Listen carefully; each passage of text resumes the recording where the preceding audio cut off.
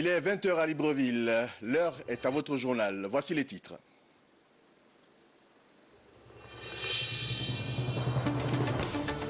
Connu pour rehausser le goût des aliments que nous consommons, le sel de cuisine et celui de la mer peuvent renfermer d'autres attributs, notamment dans la conservation des produits alimentaires. Ce soir, la rédaction vous fera découvrir les différents types de sel et leurs différentes vertus à travers un reportage de Marie-Chantal Ndon. Et puis, plus que 48 heures et le Gabon va basculer vers la nouvelle numérotation téléphonique à 9 chiffres. À quelques heures de ce changement, la rédaction de Gabon Première fait le point sur la perception des populations s'agissant de cette nouvelle numérotation. Enfin, les produits algériens à l'honneur depuis hier à Libreville à l'occasion de la tenue de la 3e édition de la foire d'exposition de ce pays du Maghreb. C'est le Premier ministre gabonais, Julien Kogé-Bekale, qui a officiellement inauguré cette plateforme, signe de la bonne santé de la coopération entre les deux pays. Mesdames, Messieurs, bonsoir. Merci de rester fidèles au programme de Gabon Première. Bienvenue dans votre 20 h. Nous vous l'annoncions hier, le Premier ministre, chef du gouvernement, Julien Kogé-Bekale, a officiellement inauguré la 3e édition de la foire algérienne de Libreville. Le ministre algérien du Commerce a personnellement effectué le déplacement pour cet événement. Frédéric Yenda Moukoula pour les temps forts de cette cérémonie inaugurale. Une inauguration de la foire d'exposition des produits spécifiques algériens sous fond de renforcement de l'axe Libreville-Alger en matière de coopération économique sud-sud, surtout à travers la signature de ces 3 protocoles d'accord. En visitant les différents stands, vous pourrez constater de visu quelques échantillons de la production algérienne dont la compétitivité, aussi bien au niveau des prix qu'en matière de qualité, n'est plus à démontrer. La coupure du ruban symbolique par le Premier ministre Julien Kogé-Bekale a matérialisé ici le lancement officiel de la 3e édition de l'exposition des produits algériens. Les indicateurs les plus saillants sur la région donnent un signal fort de croissance pérenne et de développement durable, et il nous appartient en tant qu'acteurs majeurs de donner un véritable élan à nos actions pour concrétiser cette finalité et accélérer cette tendance d'intégration intra-africaine. La 3e édition d'exposition spécifique des produits algériens marque le renforcement de la coopération entre nos deux pays, d'une part, et trouve ici l'occasion pour ses partenaires de promouvoir ses produits, son savoir-faire et la consolidation d'une coopération sud-sud dynamique d'autre part. Cette plateforme d'échange bilatéraux permettra irrémédiablement de booster et accélérer le développement économique et industriel du Gabon. Toujours en économie, l'autosuffisance alimentaire est l'un des objectifs que le Gabon s'est assigné en diversifiant son économie. En quelques années, le projet Graines a valorisé les produits agricoles locaux et l'ouverture des marchés agricoles qui vient donc appuyer la vision du gouvernement dans ce vaste projet. Les précisions dans le reportage de Betty Nzembe et Hervé Nzigué. Ouvert il y a quelques mois par la Société gabonaise de transformation agricole et de développement rural, Sotrader, le marché Médine Gabon, situé dans le quartier Lac Bleu, au 1er arrondissement de la commune de Libreville, est un véritable tremplin pour le projet Graines lancé il y a 3 ans. Déployé dans le Gabon, lequel projet a su révéler des hommes et des femmes prêts à faire de l'agriculture leur métier. Nous avons les fruits et les légumes qui se vendent au kilo, le poisson aussi se vend au kilo. Nous avons de la farine de manioc qui se vend au détail, de l'huile, des épices et autres choses. On y trouve des épices, produits du sol, mais aussi de mer, tels que le thon, poisson très prisé par les entreprises étrangères qui l'industrialisent et le revendent à un coût élevé. La Sotrader a ainsi décidé de mettre cette espèce en avant avec l'aide des coopératives. Ils sont fermés le dimanche. Le dimanche, c'est le jour où nous travaillons, on a le temps de faire les courses, mais les produits qui sont corrects. Un tout petit reproche, c'est qu'ils devraient faire un peu plus attention à la qualité quand même. Parfois, les produits sont un peu abîmés et on doit faire le choix nous-mêmes. Et le coût est très abordable, très abordable, très intéressant. Malheureusement, l'engouement des clients reste limité, certainement à cause de l'heure d'ouverture et de fermeture du site. Nous vous l'annoncions hier dans notre principale édition d'information, l'ouverture de la 2e édition du Forum de Paris sur la paix, un événement international qui porte essentiellement sur les questions de gouvernance mondiale et de multilatéralisme. Le Gabon est représenté par le ministre des Affaires étrangères, Alain-Claude Bilé-Bizet, que nous allons joindre en direct. Alors, monsieur le ministre, bonsoir. Près de 115 États présents à ce grand rendez-vous. Que peut-on retenir au 2e jour des assises? La paix est un concept, mais la paix concerne tous les pays du monde. Elle concerne les gouvernants, les États, elle concerne le secteur privé, elle concerne les citoyens, la société civile. Et donc, bien que tous ces acteurs, cela nécessite qu'on se retrouve dans un cadre multilatéral. Et le Forum de Paris est un cadre multilatéral qui réunit les États, qui réunit les entreprises, qui réunit la société civile, qui réunit les organisations internationales et continentales. Et c'est en effet une forme de diplomatie qui vise en réalité de plus en plus à ne plus cloisonner. Lorsque les États se retrouvent entre eux, discutent entre eux, alors qu'ils ne sont pas les seuls à avoir des solutions, cela n'amène pas à prendre en compte l'élément global. Et l'intérêt de ce forum, c'est qu'on est dans un élément qui est global, avec des ONG, avec le secteur privé, avec les gouvernants. Et donc, en effet, c'est une nouvelle forme de diplomatie, mais qui met en commun des éléments qui existaient par ailleurs, mais qui ne se rencontraient pas. Alors, monsieur le ministre, ce forum, il faut le dire, constitue un enjeu de stabilité mondiale, vous l'avez souligné. Quel est l'intérêt donc pour le Gabon de prendre part à ces assises? Le mérite de ce forum de Paris, c'est précisément faire en sorte que tous ces acteurs se rencontrent, et y compris les acteurs étatiques. Le Gabon est un pays de paix. Le Gabon est un pays qui a fait de la paix un élément fondamental de son développement. Le Gabon vit au milieu d'une Afrique qui connaît des soubresauts et le Gabon travaillera toujours à chercher des solutions à la paix, qu'elle soit africaine ou mondiale. Et chaque fois qu'il est possible d'être présent, le Gabon sera présent. C'est le sens de ma présence ici, voulue par le chef de l'État, pour que nous puissions partout entendre ce qui se dit, mais également, lorsque c'est possible, porter ce message-là de la paix qu'il faut toujours promouvoir et rechercher et investir dans la paix. Et ce qui est important aussi, c'est de comprendre que la paix, ce n'est pas uniquement l'absence de conflit. La paix, c'est aussi la capacité à prendre à bras le corps le développement du pays et aussi du continent. Monsieur le ministre, il importe pour la communauté mondiale d'investir pour la paix et pour cela des conventions existent entre États. Où se place l'Afrique à ce niveau? Il y a des conventions qui ont établi les relations entre les États sous l'égide des Nations Unies, bien entendu. Mais l'espace cybernétique, le cyberespace, n'est pas encore régulé. Or, c'est un espace aujourd'hui qui dépasse toutes les frontières possibles. Et c'est un espace qui fait aujourd'hui l'objet d'accaparement de la part de certains. Et c'est un espace où on observe de plus en plus de conflits. Non pas de conflits entre États, mais on voit les intrusions des États. Dans les systèmes démocratiques, les systèmes électoraux, on voit comment certains États agissent pour déstabiliser d'autres. On voit aujourd'hui comment le privé également subit un certain nombre d'attaques. On a vu des attaques informatiques majeures, paralyser des banques entières, paralyser des systèmes d'information de pays entiers. Et donc ça devient un enjeu de stabilité mondiale.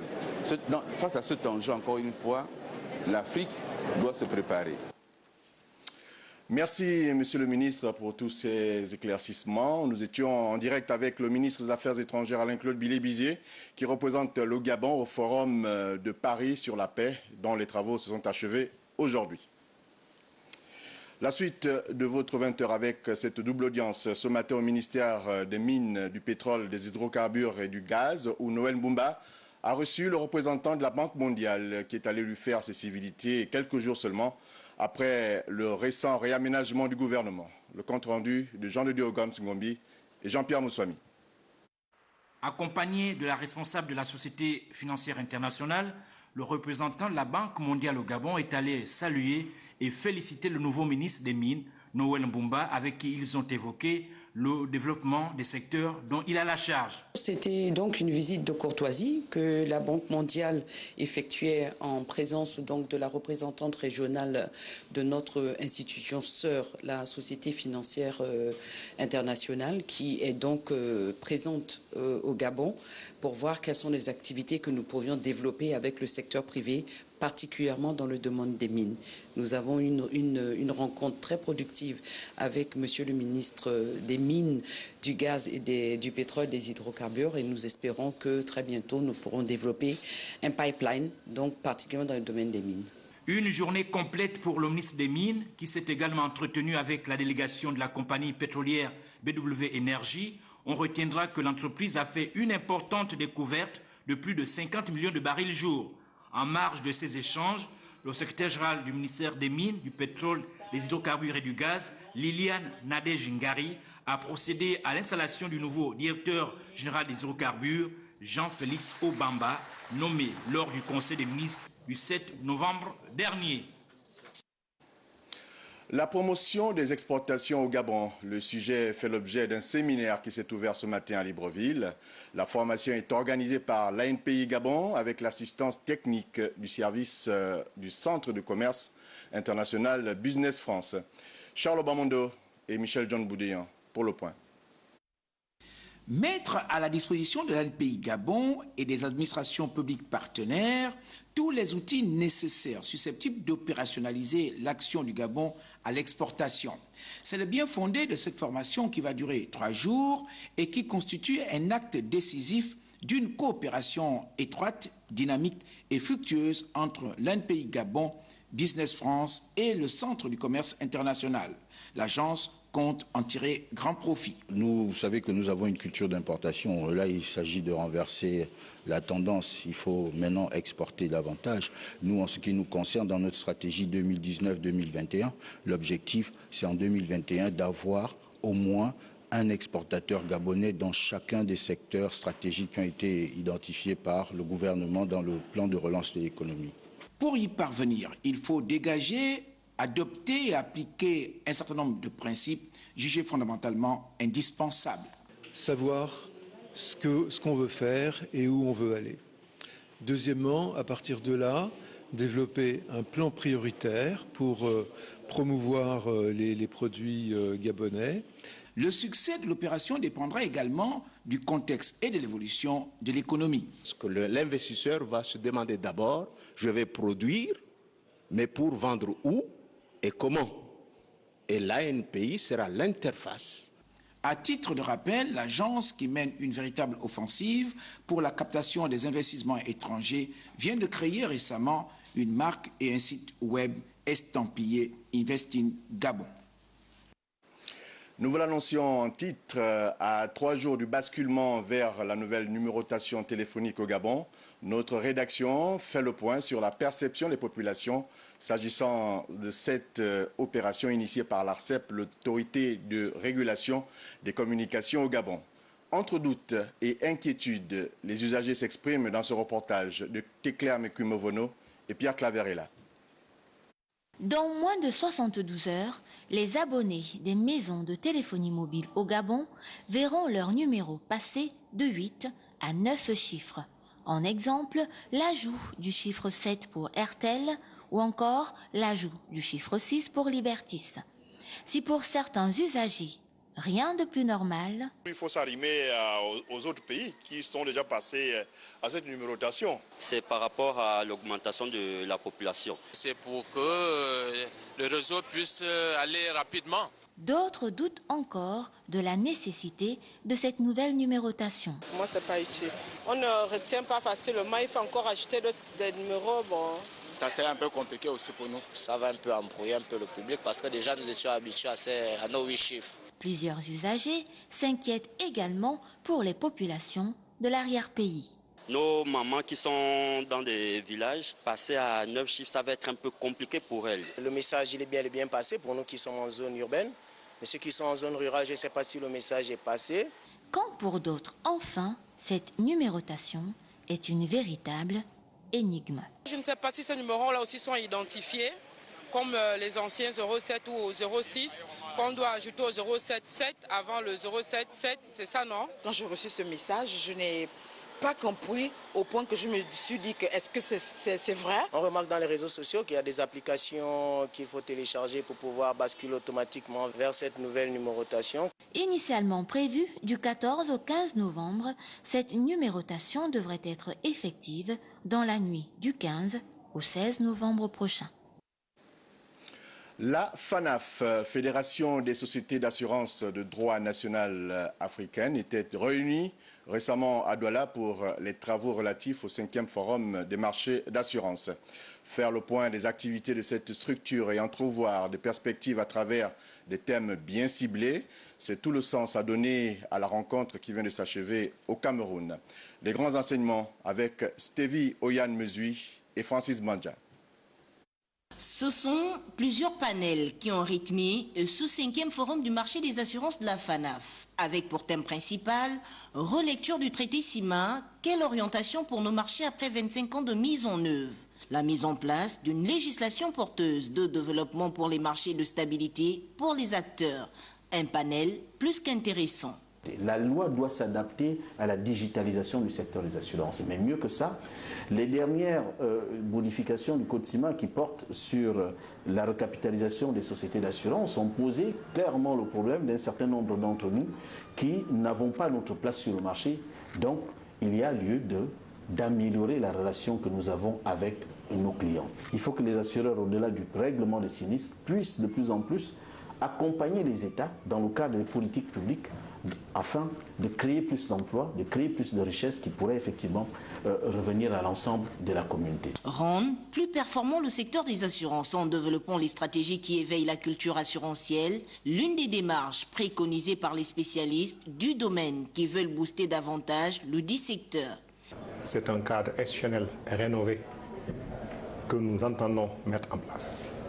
Et j'espère que les solutions qui seront issues permettront de renforcer l'efficience du contrôle, de renforcer son indépendance, son autonomie financière, et en sus de la protection des assurés et bénéficiaires de contrats qui sont la mission première de toute structure de régulation, que l'on puisse adresser beaucoup plus la mission de sauvegarde d'un marché pour éviter les faillites et les risques systémiques, et la mission de développer le marché. Pour rappel, c'est la SICA, Conférence internationale des contrôles d'assurance, créée en 1962 à Paris, entre la France et 14 États africains et malgaches, qui devient en 1992 la CIMA, Conférence interafricaine des marchés d'assurance. Suite au dernier réaménagement du gouvernement, Justin Ndoundangoy, le ministre sortant des Travaux publics, passe le témoin à Hugues Mbadinga Madiya, le nouveau ministre de ce département qui englobe les transports, l'équipement, les infrastructures et bien sûr les travaux publics. Octavie Olanvé et Thierry Aldomandaka pour les temps forts de cette passation. Cette passation de charge entre le ministre sortant Justin Ndoundangoy et le ministre entrant Hugues Mbadinga Madiya était présidée par le secrétaire général du gouvernement en présence des responsables administratifs et du personnel du dit ministère. Le département de transport, c'est essentiellement la note d'orientation du Premier ministre qui tourne autour des projets qui sont des projets portés par le président de la République. Département travaux publics, je ne saurais revenir là-dessus, puisque tous nous vivons au Gabon. Nous savons de quel côté se trouve l'urgence. Pour sa part, le ministre entrant, Hugues Mbadinga Madiya, a tout d'abord remercié le chef de l'État. Permettez-moi de féliciter Monsieur Justin Ndoundangoy, mon prédécesseur, mon cher frère, pour le travail réalisé d'abord en tant que ministre des Transports et ayant ensuite hérité du pan infrastructure. Je voudrais ensuite rassurer les uns et les autres, l'ensemble du personnel, la hiérarchie du ministère et l'ensemble du personnel, disais-je, sur ma détermination à poursuivre et à accomplir les chantiers ouverts par mes prédécesseurs. Le nouveau ministre devra donc étoffer son plan d'action en s'appropriant très vite les difficultés et les avantages que présentent ces secteurs prioritaires du gouvernement. Comme vous venez de le constater, Hugues Badinga Badia est le nouveau ministre en charge des transports, de l'équipement, des infrastructures et des travaux publics. Plusieurs chantiers de taille l'attendent dans ses nouvelles fonctions, notamment la Transgabonaise et l'interconnexion des capitales provinciales à Libreville, le circuit urbain de la nouvelle société Transhub ou encore la remise à niveau du chemin de fer, le ramassis de ces chantiers prioritaires avec Henrik Bokoko et Victor Mondunga. Un nouveau patron, Hugues Badinga Madia, qui prend officiellement les commandes. Ancien directeur général de la dette, puis ancien directeur de cabinet du Premier ministre, ce haut cadre mesure l'immensité de la tâche. Au titre de chantier prioritaire, le grand défi, la Transgabonaise. Nous savons que les besoins dans le secteur des travaux publics ou des transports sont très nombreux. La seule chose que nous savons, c'est que ces besoins-là n'attendent pas. Donc ça demande de nous beaucoup d'engagement. Ça demande de nous de sortir de nos bureaux pour voir où sont les problèmes. Et d'ailleurs, dans les jours qui vont arriver, ma collègue ministre déléguée et moi allons faire le point justement de la situation. S'agissant du pont transport, les chantiers prioritaires figurent également le démarrage effectif de la société Transurb. Dans cet élan d'opérationnalisation de l'offre de transport, la Sogatra se voit ainsi épaulée et se contentera de desservir les longues lignes, à savoir Libreville, vers les villes de l'intérieur du pays. Côté transport ferroviaire, un accent particulier sera mis sur le suivi et l'accélération de la cadence concernant l'exécution du PRN, plan de remise à niveau du chemin de fer. Du côté du transport aérien, l'Autorité nationale de l'aviation civile, ANAC, a obtenu une distinction à l'échelle internationale. Un prix qui couronne l'approche managériale insufflée au sein de cette organisation.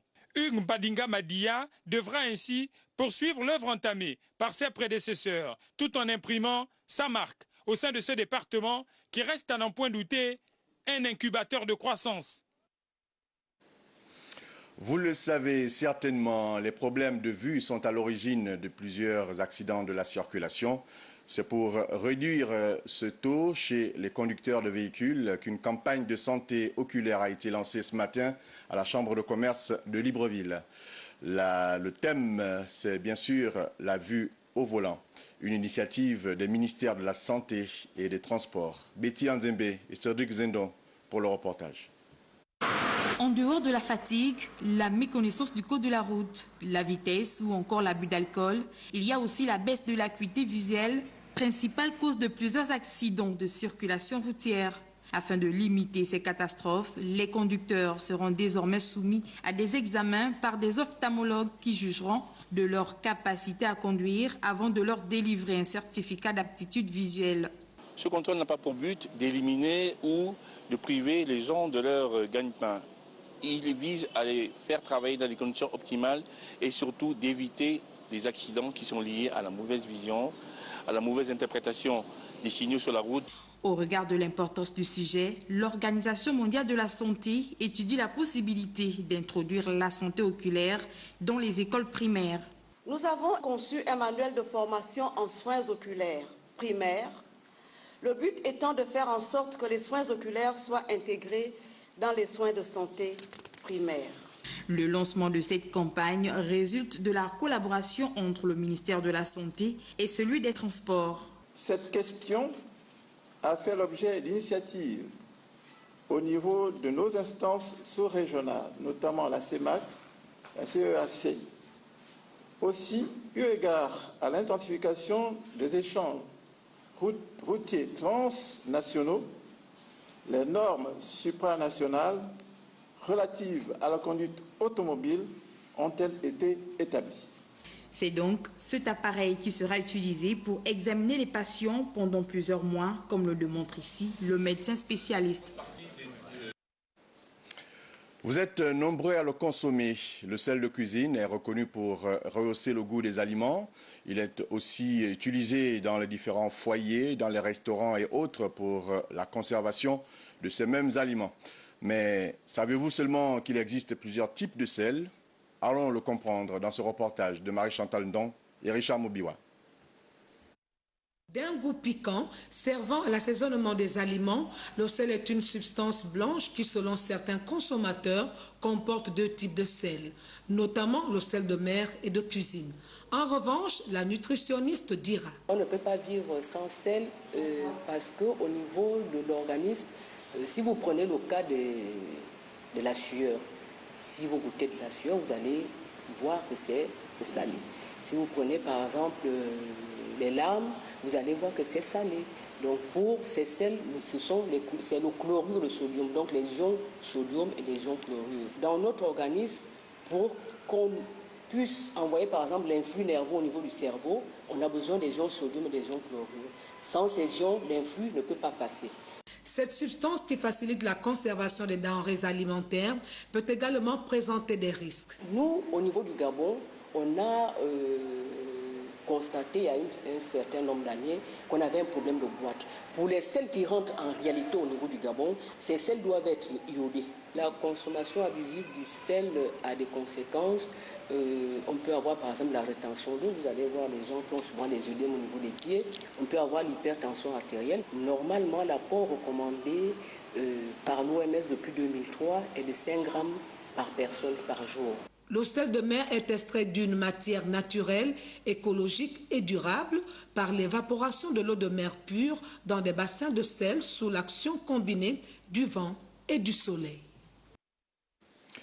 Nous entrons de plein pied dans la page culturelle de votre 20h sur Gabon Première et nous recevons un invité de marque. La musique gabonaise le connaît très bien. Il s'agit de Vikos Ekondo. Bonsoir Vikos. Bonsoir. Vous êtes sur ce plateau pour nous parler donc de la sortie de votre nouvel album. Il s'agit bien sûr de l'album Ocheche. Ocheche, il faut le dire, un album qui parle en même temps d'ouverture, d'enracinement, mais aussi de dialogue des cultures. Tout un programme. Est-ce qu'on peut avoir une synthèse en quelques secondes? C'est bien. L'album Ocheche est placé sous le signe de l'ouverture et l'enracinement. L'ouverture pour les dialogues des cultures qui ouvre la porte de la compréhension pour le rapprochement des peuples et fraterniser dans un esprit d'unité et de paix. L'enracinement pour l'éternité de l'âme gabonaise, car on dit la culture est l'âme de tout un peuple. J'incarne la modernité et la tradition, 2 modes de culture.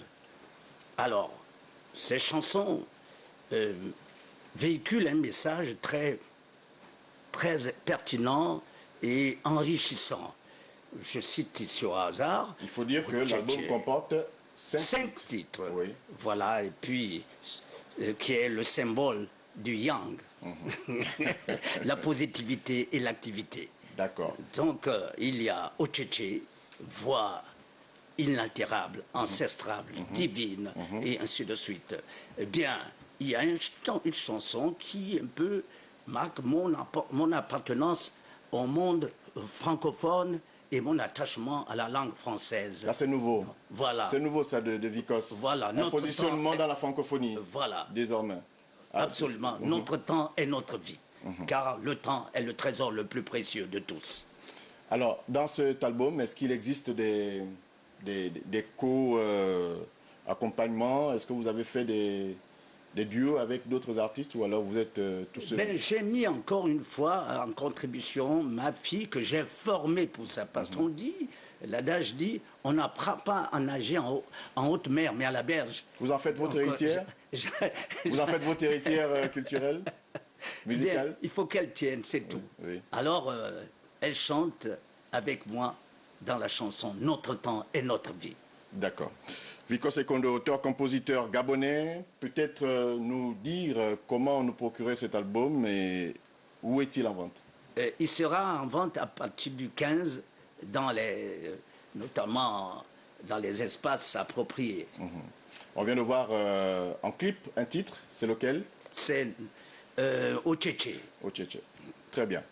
Nous allons donc nous contenter de ces quelques informations et découvrir le reste pour très prochainement. Mais Vikos, peut-être vous ne le saviez pas, le studio dans lequel vous vous trouvez est baptisé Studio Vikos et Kondo. Oui, c'est le... Qu'est-ce que vous ressentez à l'instant où je vous le dis? Bien, d'abord, c'est le temps de remercier les plus hautes autorités de mon pays qui ont su reconnaître ma petite modeste contribution dans cette ma chère maison Gabon Télévision. Une maison qui vous connaît très bien, voilà. Parce que vous y avez animé des productions. Merci Vikos et bonne continuation. Merci. Le temps d'Ima se poursuit.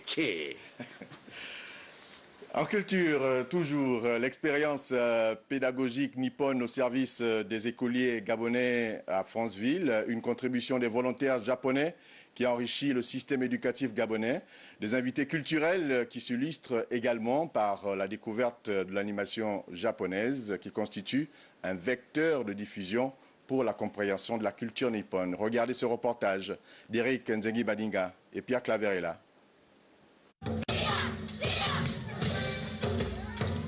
Le modèle pédagogique japonais est expérimenté ici à Franceville. La transmission des connaissances aux enfants et le partage des expériences avec les homologues gabonais sont très appréciés. Il y a beaucoup d'activités, par exemple le sport, gymnastique, le dessin, les duels de piano, chansons de Japon.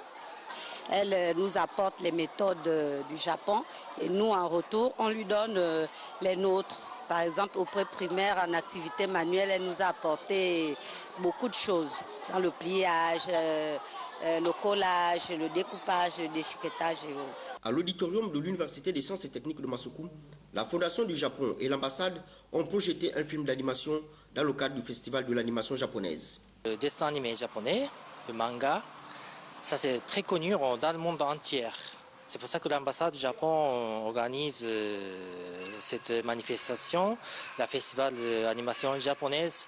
En plus, on a choisi Franceville, c'est parce que Franceville, c'est la ville d'étudiants. Je salue vraiment cette initiative parce qu'elle nous permet non seulement de découvrir la culture japonaise, mais elle nous permet également d'apprendre sur leur langue.